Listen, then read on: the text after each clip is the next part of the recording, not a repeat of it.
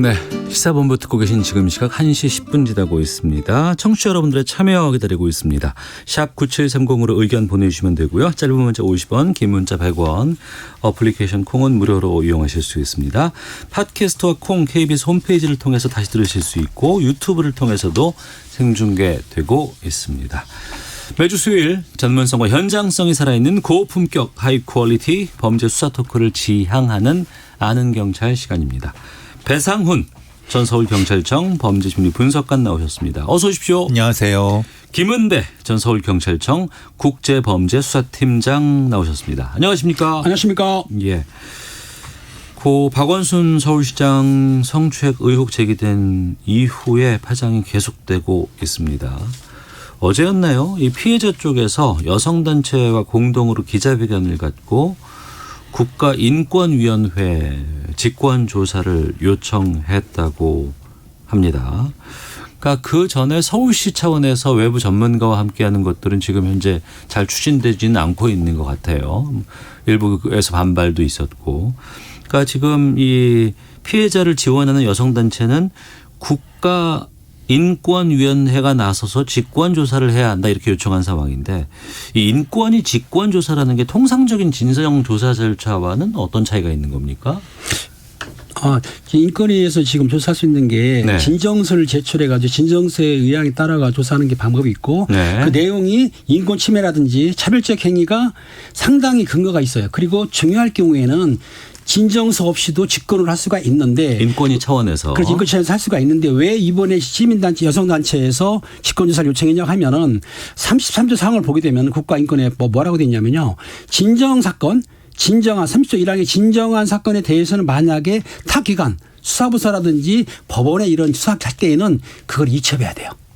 인권위가 이송해야 돼요. 직접 계속하는 것이 아니고 경찰이라든가. 예. 예. 근데 직권조사를 하게 되면은 직권조사에서 그 만약 하겠다고 심의가 나면은 그와 관계없이 뭐 피해자라든가 참고인 또 진정 이걸 소환해 조사할 수도 있고 쉽게 말하면 감정까지 다 수 있기 때문에 아마 여성단체에서 그걸 진정하게 되면 혹시라도 그걸 이송할 수 있는 우려가 있기 때문에 직권조사를 하게 되면 계속 수사 가능하니까 직권조사를 해달라고 요청한 거죠. 네. 당사자가 진정을 하는데 네. 당사자가 진정을 하는 과정에서 국가기관, 경찰이라는 데 수사가 되면 중복될 수 있기 그렇죠. 때문에 그렇죠. 예, 국가인권위원회에서는 그것을 이첩할 수 있는 부분이 분명히 가능성입니다. 그럴 수 있는데 문제는 이제 지금 이 여성단체 쪽에서는 그것이 아니라 직권조사. 말하자면 지금 이 사건의 핵심은 개인과 개인에 대한 문제가 아니라 예. 서울시 자체의 성인 감수성 자체가 큰 문제가 있다.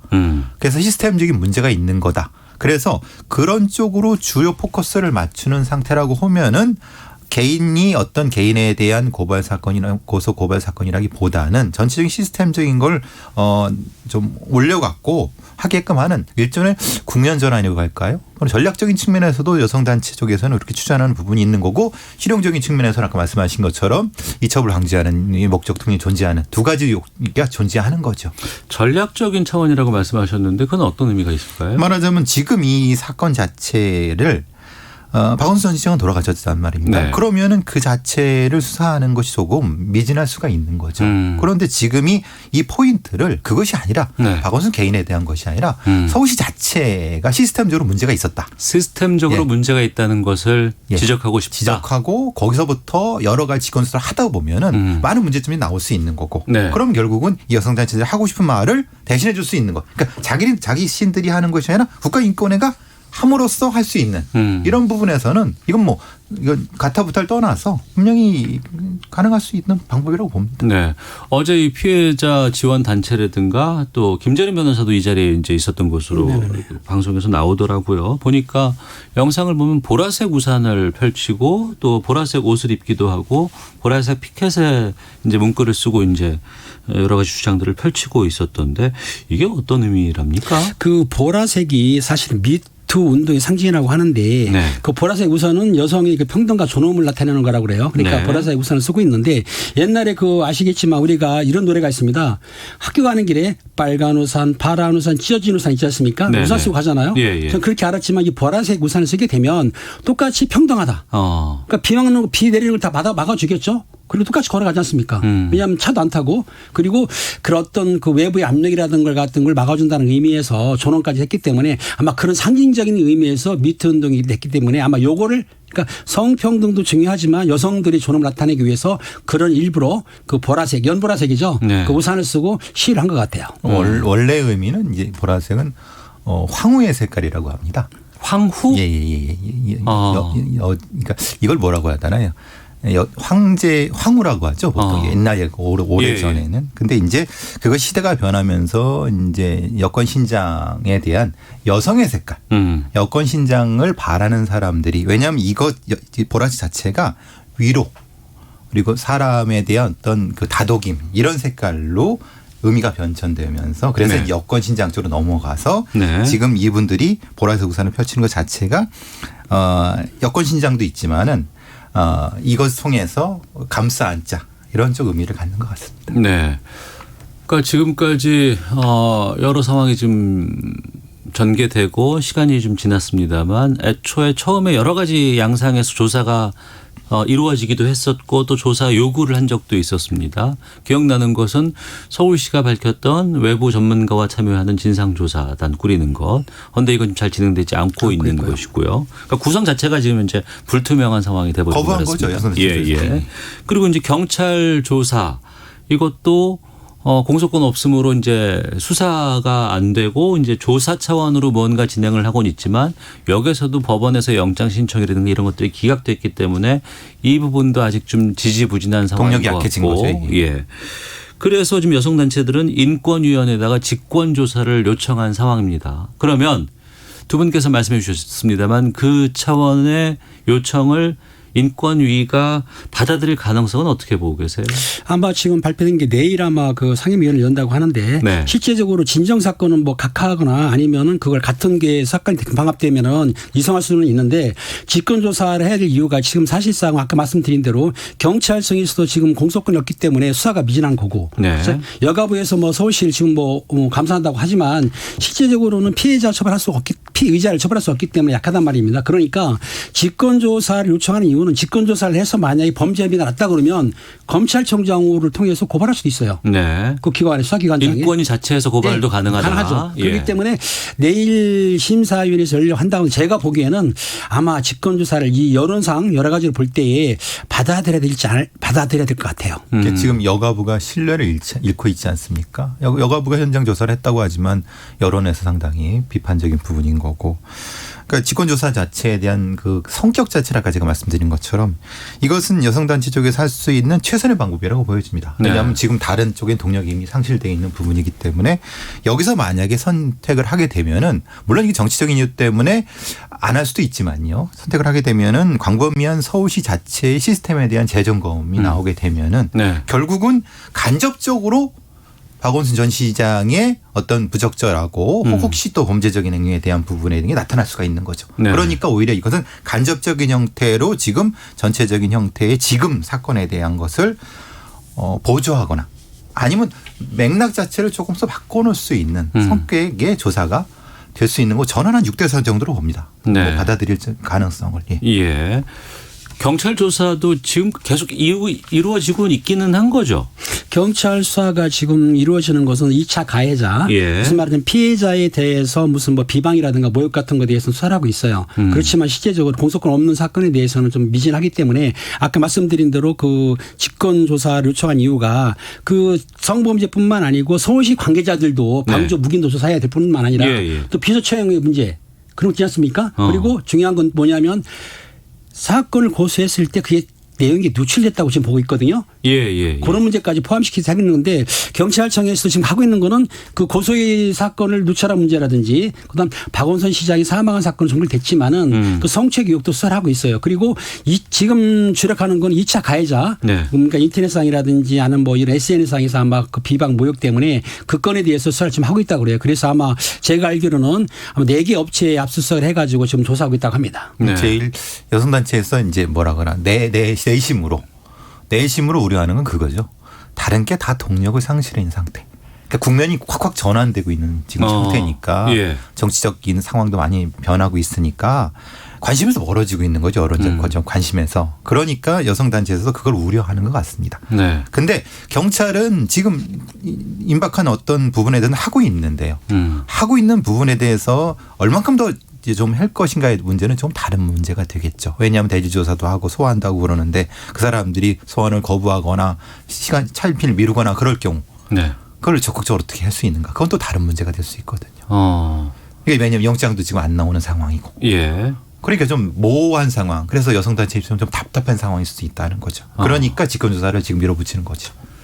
피해자 쪽에서도 사건의 실체를 제대로 규명해 달라고 요구하고 있는 상황이고 또 박원순 전 시장 쪽에서도 어떤 이 죽음에 대한 실체에 대해서 좀 알고 싶다라는 얘기도 좀 나오고 있는 상황이고 이게 어떻게 정리가 될까요? 다 투명하게 어디까지 나올 수 있는 건지 확인할 수 있는 것인지. 그러니까 지금 말씀하신 대로 실제적으로 이제 휴대폰 같은 경우에 포렌식을 해야 되는데 그걸 이제 하고 있다고 하지만은 법원에서 지금 영장을 기각한 상태이기 때문에 추가로 신청한다 하더라도 그게 수용될 가능성은 희박한 거예요. 그럼 경찰에서는 무슨 범죄 사실에 대해서만 나온 다음에 그걸 송치할 수밖에 없는데 지금 말씀하신 인권위에서는 또 다른 수사. 그러니까 박 시장의 성 의혹 사건 외에 서울시 관계자들을 수사하게 되면 또 네. 그리고 그 고소사건 누출한 걸 전방위적으로 그런 선본사를 전방위적으로 하다 보면은 또 다른 범죄 사실이 나오게 되면 그걸로 또 고발한다거나 수사기관에 이송할 수 있기 때문에 아마 그런 쪽으로 수사는 모르지만 경찰 자체에서 지금 피의자가 사망한 사건에 대해서는 일단 수사하더라도 한계에 부딪힐 수밖에 없다라고 보는 거죠. 참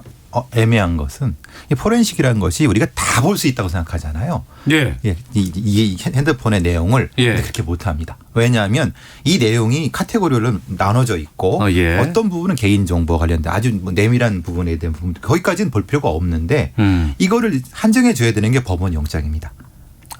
근데 그것이 지금 애매한 상황이라고 하면 경찰의 포렌식을 어디까지 해서 어디까지 했는데 그걸 또 공개는 못한다 하더라도 이게 참 모호한 부분이라는 겁니다. 그래서 경찰 입장에서도 상당히 좀 답답한 상황일 거라고는 생각을 합니다만은 네. 최선은 경찰은 다 할 거라고 생각을 하는데 예. 그 다음 단계에 대한 접근성이 좀 떨어진다는 것 때문에 지금 문제가 되는 거죠. 게다가 이제 영장 기각돼서 동력을 좀 잃은 상태라고 말씀하셨는데 그렇죠. 그러면 그 피해자 쪽에서 요청한 국가인권위원회 직권조사를 인권위가 진정을 받아서 하고 여기에서 일정 정도 조사를 했는데 확인할 분들이 더 있다. 뭐 의심스러운 부분들이 있다. 미진한 부분들이 있다라고 해서 이걸 검찰에다가 요청을 고발을 본격적으로 그렇죠. 하면 직접에. 그때 가서는 다시 영장 신청이 가능할 수도 있겠군요. 그렇죠. 예. 그렇죠. 만약 인권위 직권조사를 해가지고 다른 사항이 발생한다든가 네. 범죄가 소명될 사항이 되면은 검찰총장한테 통보할 수 있거든요. 네. 그걸 수사를 해야 되니까 그건 가능한 거죠. 네. 만약에 거기에 지금 우리가 알고 있는 것보다 이건 추정입니다. 네. 아예 다른 상황이 벌어진다. 말하자면 방조도 사실은 좀 심각한 추정입니다. 그럴 수 있다고 이거는 성격 자체가 달라지는 그렇죠. 거기 때문에 네. 국가인권위원회에서는 기관한테 고발하도록 하는 거니까 그거는 지금의 상황과는 전혀 달라지죠. 그러니까 그때는 영장이 받아들일 가능성이 있는 거죠. 알겠습니다. 자, 하는 경찰 다음 주제로 좀 가보도록 하겠습니다. 지난 6월에 전남 영광의 한 중학교 기숙사에서 성폭력 사건이 벌어졌습니다.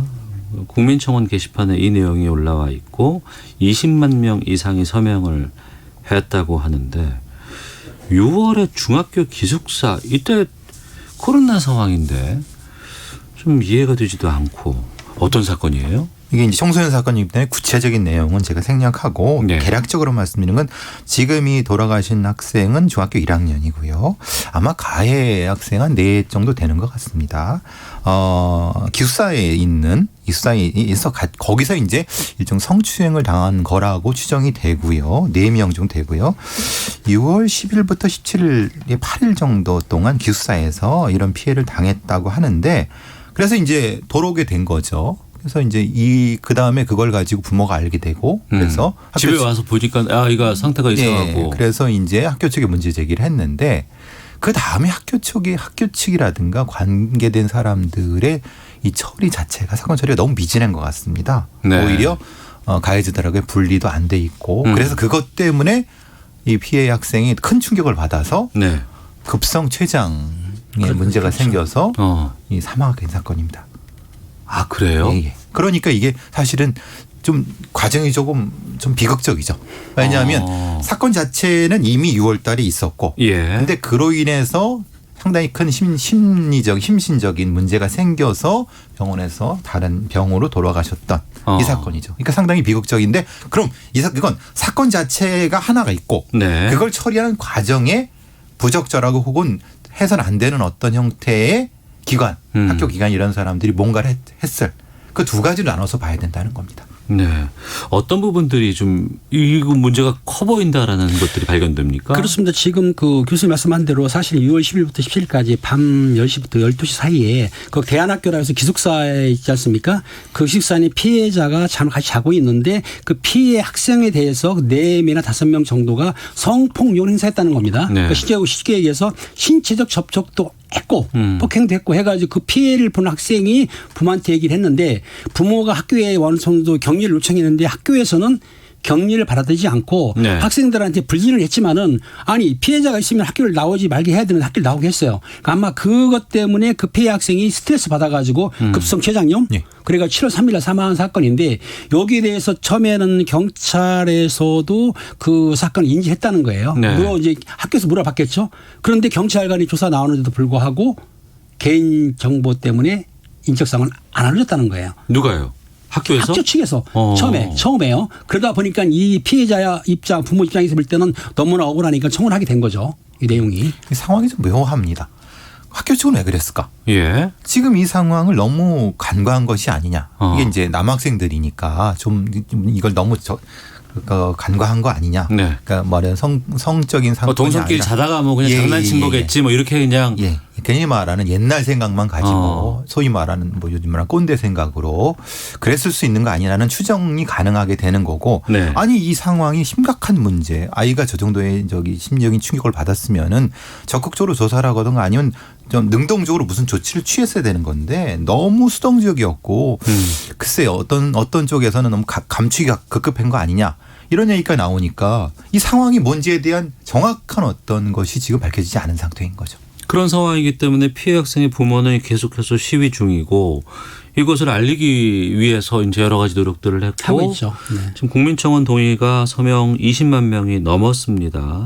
그러니까 피해 학생이 사망을 했는데 이 사망한 원인이 이 사건의 연관성이 아주 깊다. 트라우마 때문이다. 이렇게 부모님은 생각하고 있는 것 같아요. 그런데 직접적인 사망에 대한 연관성을 따지긴 좀 애매한 부분이 있다는 겁니다. 왜냐하면 성추행은 있었던 건 맞습니다. 그런데 이분이 돌아가신 거는 급성. 췌장염이라면서요. 그러니까요. 그럼 이것은 말하자면 이 연관성을 경찰의 입장에서 봤을 때 사망 연관성이 있느냐.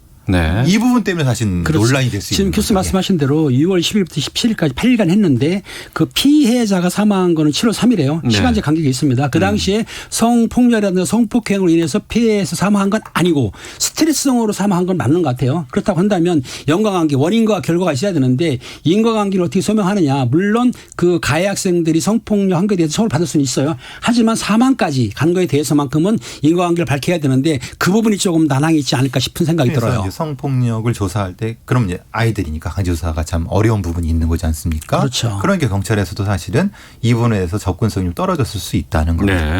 그러면 아예 그 학교 측에서 좀 능동적으로 뭘 했어야 되는 거라는 거예요. 지금 이것은 경찰이 무엇을 하기 전에 왜냐하면 경찰이 접근하기 좀 어려운 부분이 있은 거 아닙니까?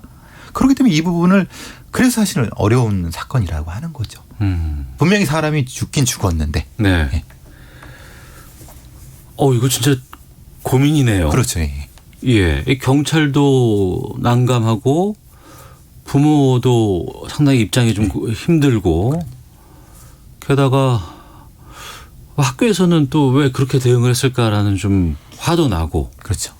그 내용이 뭐냐면 그 피해 학생이 부모한테는 얘기를 했을 학교에서 몰랐다는 거예요. 그러니까 동급생끼리 기숙사 내에서 벌어진 일이기 때문에 이게 동성간에 벌어진 일입니다. 그러다 보니까는 학교에서 인지했다 하더라도 혹시 장난이라든지 이런 말은 모르지만 그 사춘기 때 뭐 혹시 자위라는 것도 알지 않습니까? 그런 식으로 오해를 했던 것 같은데 내가 보기에는 그 당시 학교에서 좀 미온적으로 한 건 뭐냐면 학교에서 물론 그 미접촉을 시켰어요. 학교 나와서 분리시켰고 그다음에 교육도 시키긴 했습니다. 하지만 중요한 거는 그 학생이 스트레스 받으면 그 그 가해 학생들 안 나오게 했어야 되는데 그렇게 안 하는 거에서 가해 학생이 피해 학생이 굉장히 스트레스 받았다. 네. 이렇게 이제 피해 학생이 부모님 주장하기 때문에 이 부분이 이제 전납청에서는 받게 될 부분인 거죠. 충분히 급성 쇼크가 가능합니다. 네. 왜냐하면은 자기를 공격했던 공격자가 분명히 분리가 됐을 거라고 생각했는데 바로 눈앞에 있다. 그럼 엄청난 스트레스를 받아서 아마 쇼크 기절할 정도까지 가능하거든요. 네. 이 부분에 대해서 학교 측이나 경찰 쪽에서는 강구한 거죠. 근데 또 이게 급성 췌장염으로 사망에 이르게까지 한 직접적인 영향이 있는지에 대한 것들은 조사를 해야 또 되겠죠. 조사를 또 해봐야 그렇죠. 되는 상황이겠죠. 네, 아는 경찰 말씀 나누고 있습니다. 배상훈 전 서울경찰청 범죄심리분석관, 또 김은배 전 서울경찰청 국제범죄수사팀장과 함께하고 있습니다. 이른바 한강 토막 살인으로 하급심에서 무기징역 선고된 장대호에 대해서 최종심 선고가 오늘 오전에 내려졌다고 해요. 어떤 사건이었는지 좀 배상훈 교수께서 정리해 주시죠. 예.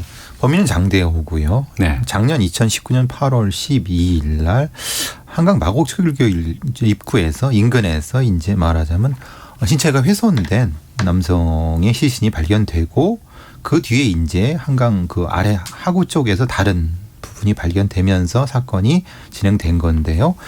범인은 이제 그 다음 날 그 뒤에 이제 바로 자수를 했습니다만. 네. 이 장대호가 범행을 뭐 한 이유는 스스로 얘기하는 거는 본인이 일하였던 모텔의 종업원으로 일하고 있었는데 피해자가 여러 가지 반말을 해서 홧김에 죽였다. 뭐 이런 얘기를 쭉 하고 있지만은 다른 여러 가지 이유 때문에 핵심적으로는 재판이라든가 수사 중에 장대호가 보인 여러 가지 이해하지 못할, 그러니까 뭐 좀 피해자 가족을 모욕한다든가 또 반성을 안 한다든가 이런 등등 때문에 논란이 된 사건입니다. 네. 결과적으로는 무기징역으로 추정심에서 결론이 났습니다. 그러니까 1심, 2심도 무기징역 구형을 했고 대법원 최종심에서도 이제 무기징역까지 확정이 된 거예요. 우선은 1, 2, 3심까지 오기에 시간이 상당히 좀 빠르게 진행됐다는 느낌이 있고요. 예. 무기징역이 선고는 어떻게 보셨어요? 지금 대한민국에서 사실은 크나큰 살인 저지른다 하더라도 사형을 선고하지는 않습니다. 네, 네. 저희 나라 사형 폐지국은 아닌데도 불구하고 97년 이후로 사형을 하지 않았기 때문에 사실상 사형 폐지고 실제 뭐 그렇죠. 이렇게 사실상 사형 폐지국인데 그렇기 때문에 일단 사형 구형 선고는 힘들고 최고는 이제 무기징역을 선고를 하는데 여기에 가석방 없는 무기징역까지는 가능한 것 같아요. 네. 그러다 보니까 장대호 같은 경우에는 잔인하기도 하고 수법이 물론 처음이라고 하지만 잔인하고 또 반성하는 깊이 없기 때문에 무기징역을 선고한 건 당연한 결과인 거죠. 네. 우리나라에서 2명 이상을 살해하지 않는 한 1명, 고유정 같은 경우도 마찬가지지 않습니까? 네. 1명 정도를 아무리 잔혹하게 살해를 해도 지금 우리의 대부분의 판례를 상으로 봐서는 사형까지는 선고하지 않는 것 같습니다. 근데 2명 이상의 경우는 사형인 거 가능하죠. 그러니까 반복 살인인 경우에는 예. 이렇게 무기징역을 선고한 전례가 있지만 한 건의 이 사건과 관련해서는 아무리 이런 경우는 잔혹하다 하더라도 그렇지 않은 것이 현재 대부분 판례 최근에 같습니다. 그런 거고요. 만약에 네. 사형을 선고한다 하더라도 현재 우리나라에서는 집행을 하지 않기 때문에 선고의 의미가 없다고 보는 거죠. 네. 그런데도 이번에 이렇게 무기징역이 나왔어요. 그 이유는 앞서 말씀하신 그 부분인가요? 예, 그렇죠. 그러니까 이건 증거조사 자체가 의미가 없습니다. 본인이 다 인정을 했습니다. 아, 본인이다. 예, 인정을 했습니다. 근데 했는데 원래 자백하고 인정해주고 이러면은 그게 좀 참작이 되지 않나요? 그리고 이제 자수까지 했으니까요. 예. 그런데 문제는 자수의 목적과 자수의 과정이 흔히 말하는 뉘우쳐서 그런 것이 아니라 오히려 자기를 과시하고 예. 자신의 범죄에 대해서 상당히 다른 사람한테 다른 이해하지 못할 이유로 일종의 과시형 범죄 형태가 돼갖고 그것 자체는 사실 대법원에서 감형의 기준으로는 적절하지 않다. 이런 쪽으로 선고를 한 것 같습니다. 그러니까 말하자면 뭐 그냥 사람을 죽여서 자기가 뉘쳐갖고 하면은 혹시라도 모르는 지금 이 장대호는 그런 영역이 전혀 아니거든요. 그게 1심에서는 그럴 수 있다고는 하지만 선고받고 2심으로 가고 이렇게 됐을 때 바꾸잖아요. 대부분 상당히. 보통 변호사의 말을 많이 듣죠. 근데 어차피 장대호 같은 거 살인마라고 하는데 그 예. 피고인은 일단 자기가 반성하는 게 없었습니다. 그리고 행동도 그렇지만은 생명을 아주 경시한 것도 있고 본인이 어떤 그 의지가 없고 또 하나 뭐냐면 이게 있습니다. 실제적으로 아까 말씀드린 대로 8월 8일 날 살인을 했는데 17일 날 자수를 했어요. 맞죠? 네. 하지만 그 자수가 자기의 어떤 마음이 우러난 게 아니고 그리고 수사의 압박이 오고 조여오니까 또 그리고 플러스해서 자기 우월감 때문에 그 자수한 걸 보기 때문에 물론 강경도 강하지만은 대법원에서는 임명을 너무 경시했다. 생각해 보세요. 사람을 살해했지만은 시신을 훼손한 데다가 그걸 6위까지 했지 않습니까? 네. 그리고 반성하기도 없기 때문에 대법원 판단을 볼 때에는 그런 사람을까지 강경할 수는 없다라고 본 것 같아요. 네. 그럼 이 장대호의 심리 상태 이게 좀 이해가 잘 되지 않고 좀 이례적인 거 아닌가요? 그렇죠. 보통의 경우는 살인범들이 자신의 범죄에 대해서 처음에는 뭐 그렇지 않다 하더라도 네. 심급이 올라갈수록 어느 정도의 심리가 변동이 되는데 장대호 같은 경우는 애초부터 본인이 얘기했듯이 흉악범이 양아치를 죽인 것이라고 얘기하는 정도까지 얘기가 되니까 예. 이거 자체는 아주 뚜렷한 목적을 가진 살인이라고 보여지는 거죠. 예. 안인득도 그렇고 이번 장대호 건도 그렇고 그러니까 사형해야 된다라는 여론들은 꽤 있었습니다. 그런데 이제 그렇지 않고 이제 무기징역으로 이제 판정이 났는데 선고가 났는데 이렇게 되면 이제 실질적인 사형 폐지국으로 우리는 지금 정착했다 이렇게 이해를 해도 될까요? 사형 폐지국으로 정착이 됐는데 2010년에 그 헌법재판소에서 그 사형제 폐지를 하지 않았습니다. 사형 제도는 합법이라고 좀 봤거든요. 하지만 저희 나라에서는 현재 우리나라에서는 그 사형을 선고할 수는 있습니다. 네. 하지만 집행을 하지 않는 거기 때문에 실제적으로 사형 폐지국으로 분류가 되는 거죠. 선고는 가능하지만 집행하지 않기 때문에. 그러면 그렇죠. 이제 있어요. 헌법을 이제 뭐 헌법 개정 얘기도 나오지만은 앞으로 형법을 바꿀 때 그러면 가석방 없는 종신형이라든가 네. 여러 가지 이거를 대체할 수 있는 그러니까 이런 사형 폐지가 아니라도 대체할 수 있는 법적인 전환은 분명히 있어야 될 것 같습니다. 지금 좀 애매한 상황이잖아요. 그러니까 애매하다고 하셨는데 가석방 없는 종신형 이것과 무기징역은 차이가 있는 건가요? 그렇죠. 무기징역은 가석방이 그러니까 감형이 될 수 있는 거지만은 가석방 없는 종신형 같은 경우는 그것이 불가능하게. 지금 교수 말씀하신 대로 무기징역이라 하더라도 20년 이상 그 복역하게 되면은 가석방도 가능하셨습니까? 우리가 네. 이춘재 사건 보다시피 그렇기 때문에 지금 말씀하신 대로 가석방 없는 무기징역 영원히 격리시키는 거 이런 것이 문맥과 형법상에 정확히 문맥이 되지 않았다는 말씀이신 거죠. 그게 필요하죠.